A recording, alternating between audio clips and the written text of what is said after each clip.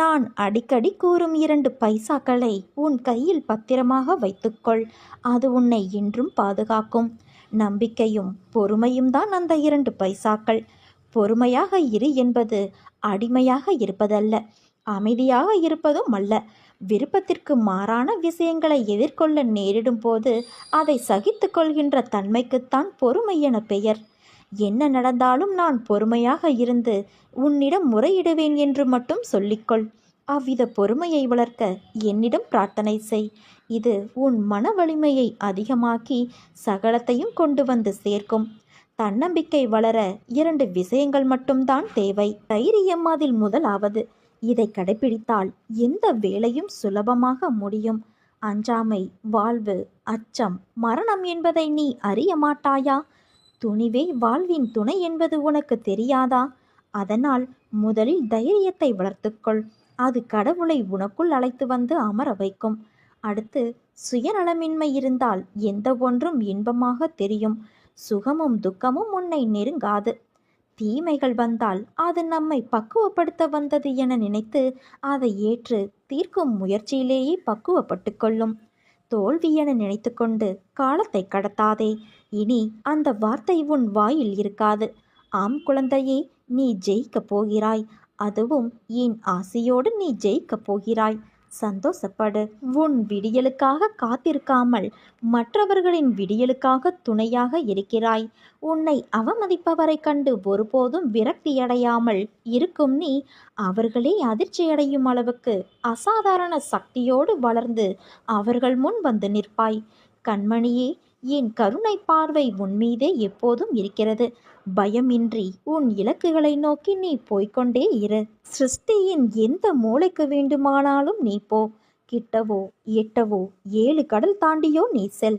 என் பக்தர்களின் மேல் உண்டான பிரேமை எல்லை அறியாதது. அதனால் கவலையின்றி நீ எங்கும் செல்லலாம். நீ செல்லும் இடத்திற்கு உனக்கு முன்பாகவே சென்று நான் உனக்கு அங்கு அருள் செய்ய காத்திருப்பேன். கொஞ்சம் உடலுக்கும் மனதிற்கும் ஓய்வு கொடு. இந்த பூமியில் நீ செய்ய வேண்டிய பல நற்காரியங்கள் உள்ளது. எல்லாவற்றையும் நீ செய்து முடிப்பாய். இப்போது உனக்கு கொஞ்சம் ஓய்வு தேவை.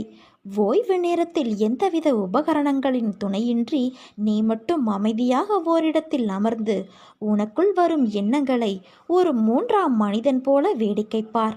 எந்த எண்ணத்திற்கும் எதிர்வினை ஆற்றாமல் அவற்றை அமைதியாக கடக்கவிடு. உன்னை அச்சுறுத்தும் எண்ணங்கள் குறையும். உன்னால் முடியாது என்று நீ நினைத்த செயல்களையும் என் அருளால் நீ செய்து முடிப்பாய். நன்மைகள் நடப்பது நிச்சயம் தொடரும். வாழ்க்கை பாதையில் தன் இருப்பை நிலைநிறுத்தி கொள்ள வேகமாக ஓடிக்கொண்டு இருக்கும் மனித சக்திகளின் தன்மை மகா தத்துவமாகாமல் தவிப்பது ஏன் தெரியுமா?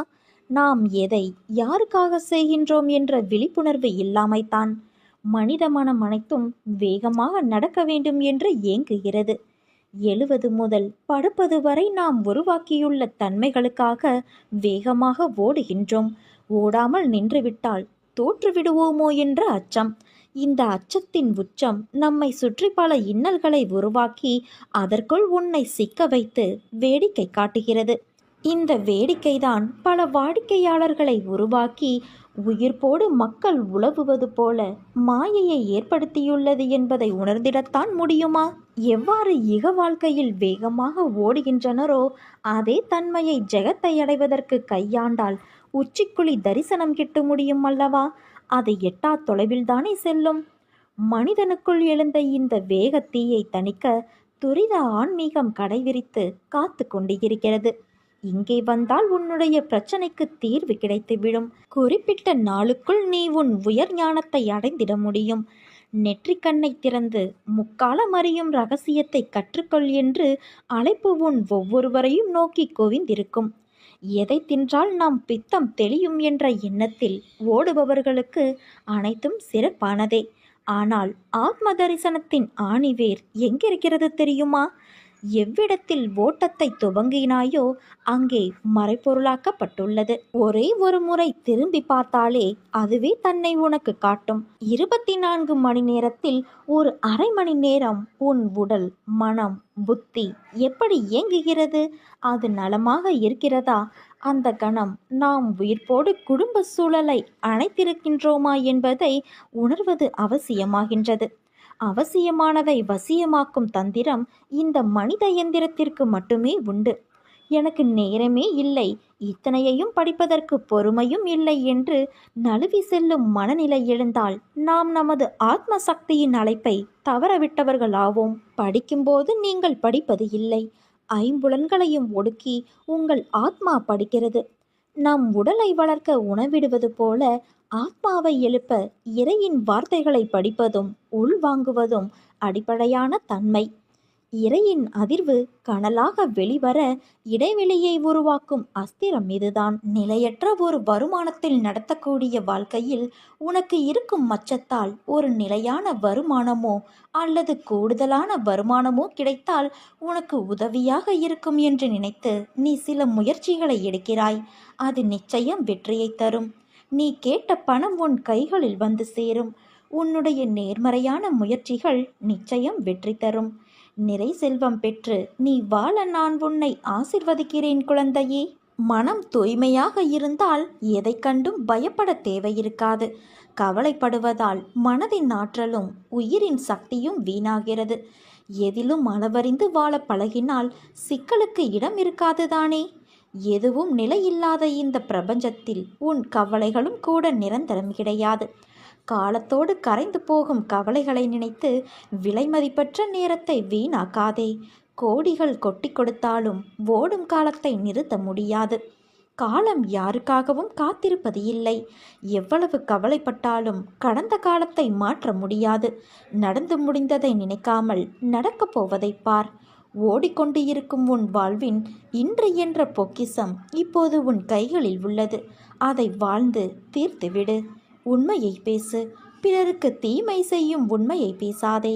பிறருக்கு எது நன்மையோ அதையே பேசு. பிறரை இனிமைப்படுத்த பொய் பேசாதே. இதுதான் தர்மம். நிச்சயமற்ற தன்மை ஒரு மிகப்பெரிய பரிசாக இருக்கலாம்.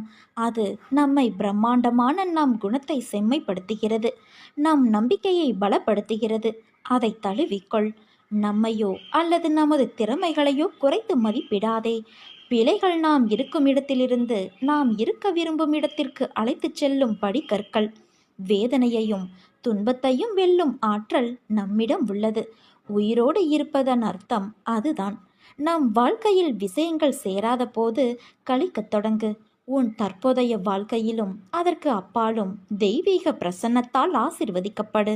நான் உன்னோடு இருக்கும் ஒவ்வொரு நொடியும் நீ நிம்மதியோடும் சந்தோஷத்தோடும் வாழ்வாய். அதற்கு நான் பொறுப்பு. உனக்கு எல்லா சூழ்நிலைகளிலும் நான் துணை நிற்பேன் குழந்தையே. இனி நடப்பதெல்லாம் நல்லதாகவே நடக்கும். யார் எதை வேண்டுமானாலும் பேசட்டும். உன் பாதையில் நீ உறுதியாக போ. உன் மீது நம்பிக்கை வை. உன் மீது வைக்கின்ற அசைக்க முடியாத நம்பிக்கையே நீ என் மீது வைக்கின்ற நம்பிக்கையாகும். என்னால் எதுவும் முடியும் என்று சொல். நிச்சயம் அது முடியும். காரணம் உன்னில் இருப்பது நீ அல்ல, நான். வாழ்க்கையை வெறுக்க உனக்கு 1000 காரணங்கள் இருந்தாலும் வாழ்வதற்கு ஒரே ஒரு காரணம் உன்னிடம் இருக்க வேண்டும். அது என்ன தெரியுமா? நாளை எல்லாம் சரியாகிவிடும் என்ற இறைவனிடம் உள்ள நம்பிக்கை மட்டும்தான். என் தங்கமே, வாழ்க்கையை ஒவ்வொரு நாளும் வெற்றி தோல்வியாக ஒப்பிட்டு பார்க்காதே.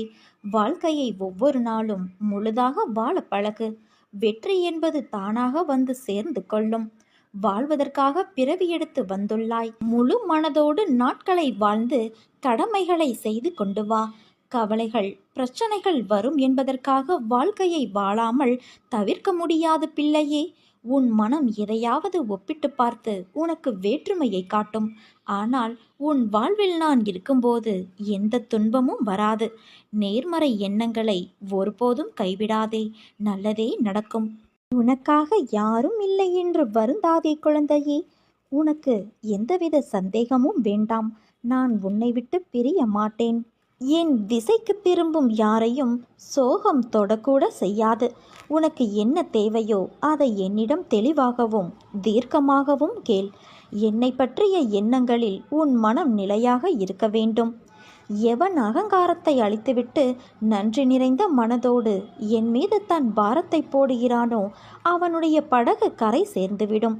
இன்று வரை நடக்குமோ நடக்காதோ என்று நீ தவித்து கொண்டு இருக்கிற விஷயம் நிச்சயமாக நடந்துவிடும்.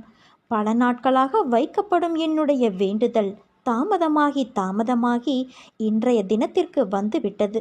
இவ்விதமாக இழுத்து கொண்டே போவது நன்று அல்ல என நினைத்து என் பாதத்தில் விழுந்து துன்பத்தை நிவர்த்தி செய்ய வேண்டினாய். அது இதோ நிறைவுக்கு வருகிறது.